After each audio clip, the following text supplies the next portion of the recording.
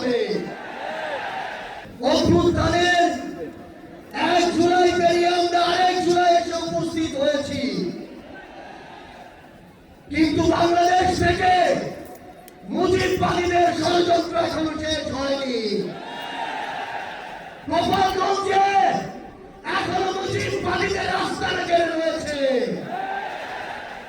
মুজিববাদীরা এখনো বাংলাদেশের বিভিন্ন জায়গায় সক্রিয় রয়েছে। এই মুজিববাদ একটি আদর্শ, শুধু আইনি ভাবে এই মুজিববাদের মোকাবেলা করা যাবে না। আমাদেরকে অর্থনৈতিক ভাবে, রাজনৈতিক ভাবে, সাংস্কৃতিক ভাবে এই মুজিববাদের কোমর ভেঙে দিতে হবে।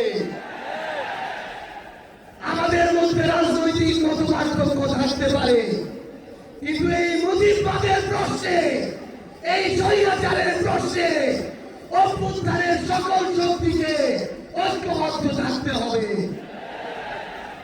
সংগ্রামী সহযোদ্ধারা, এই বাংলাদেশে আবারও নতুন করে মুজিববাদী ভারতপন্থী শক্তিগুলো এখন সক্রিয় হচ্ছে।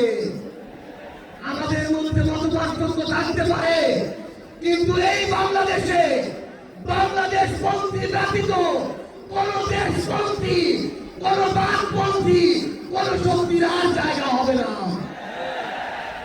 সংগ্রামী সহযোদ্ধারা, এই বাংলাদেশে আর ভারতীয় আধিপত্যবাদের জায়গা হতে দেওয়া যাবে না। অন্য যে কোনো দেশের নামে কোন আধিপত্যবাদের জায়গা এই বাংলাদেশে হতে দেওয়া যাবে না। সংগ্রামী সহযোদ্ধারা, হাজারের অধিক ছাত্র জনতা জীবন দিয়েছে। আমার হাজার হাজার সহযোদ্ধা আজকে আমার সামনে রয়েছে। আমাদের একটা আকাঙ্ক্ষা ছিল, গত জুলাইয়ে ওই আগস্টের 5 তারিখে আমাদের যেই স্বপ্ন ছিল, আরেক আগস্ট আসতে চলেছে, আমাদের সেই স্বপ্নগুলো পূরণ হয়নি। এক্সট্রিম মশার কয়েল প্ল্যান্ট ফাইবার দিয়ে তৈরি, তাই সহজে ভাঙে না, সুগন্ধিযুক্ত ও নিরবিচ্ছিন্নভাবে চলে। ডেঙ্গু, চিকুনগুনিয়া বাহি সহ যে কোনো মশার বিরুদ্ধে দেয় এক্সট্রিম সুরক্ষা। অন্তর্বর্তীকালীন সরকারের কাছে আমরা সুশীল সরকারের ভূমিকা চাই না, আমরা তাদেরকে অভ্যুত্থান পরবর্তী সরকারের ভূমিকায় দেখতে চাই। আমরা স্পষ্ট করে বলতে চাই, অভ্যুত্থান পরবর্তী বাংলাদেশে আমাদের বিচার লাগবে। এই বাংলাদেশে খুনি হাসিনার বিচার হতেই হবে, খুনি হাসিনার বিচারের রায় হতেই হবে, খুনি হাসিনার বিচারের রায়ের কার্যকর আমরা দেখতে চাই। আমরা স্পষ্ট করে বলতে চাই, এই বাংলাদেশে বিচার বিভাগকে কোন দলের বিচার বিভাগ হিসেবে আমরা দেখতে চাই না।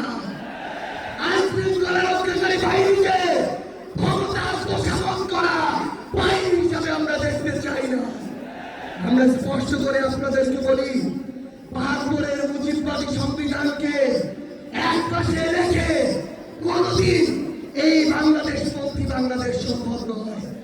আমাদের নতুন সংবিধান লাগবে, আমাদের গণপরিষদ নির্বাচন লাগবে, আমাদের নারীদের অধিকার আমাদের নিশ্চিত করতে হবে, আমাদের সংখ্যালঘু ভাই বোনদের অধিকার আমাদের নিশ্চিত করতে হবে। আমরা 1947 সালের উপনিবেশ বিরোধী যে আকাঙ্ক্ষা, ৭১-এর স্বাধীনতার যে আকাঙ্ক্ষা, ২৪-এর মুক্তির যে আকাঙ্ক্ষা, সেই আকাঙ্ক্ষাকে ধারণ করে ঐক্যবদ্ধভাবে আমাদের আগামী বাংলাদেশ গড়তে হবে। আমরা স্পষ্ট করে সর্বশেষ একটি কথা বলে যাই, ফ্যাসিস্ট বিরোধী ২৪-এর শক্তি আমাদের ঐক্যবদ্ধ থাকতে হবে। তবে ঐক্যবদ্ধ মানে এই নয় যে আমরা কারো অন্ধভাবে দালালি করবো। কেউ যদি চাঁদাবাজি করে আমরা সেটা মুখের উপরে বলবো, কেউ যদি সিন্ডিকেট চালায় আমরা সেটাও বলবো, কেউ যদি দখলদারিত্ব করে আমরা সেটাও বলবো। তবে আওয়ামী লীগের প্রশ্নে আমরা ঐক্যবদ্ধভাবে আমাদের লড়াই চালিয়ে যাব। সংগ্রামী সহযোদ্ধারা, রাজনীতিতে প্রতিদ্বন্দ্বিতা থাকবে, প্রতিযোগিতা থাকবে, কিন্তু রাজনীতির যে সৌন্দর্য, এই সৌন্দর্য যেন আমরা ধারণ করি, তাহলেই আগামীর বাংলাদেশ সামনের দিকে এগিয়ে যাবে। রাজনৈতিক প্রতিদ্বন্দ্বিতা যেন ব্যক্তি আক্রমণে কোনোদিন রূপ না নেয়। ইনশাআল্লাহ ফ্যাসিস্ট বিরোধী 24 জন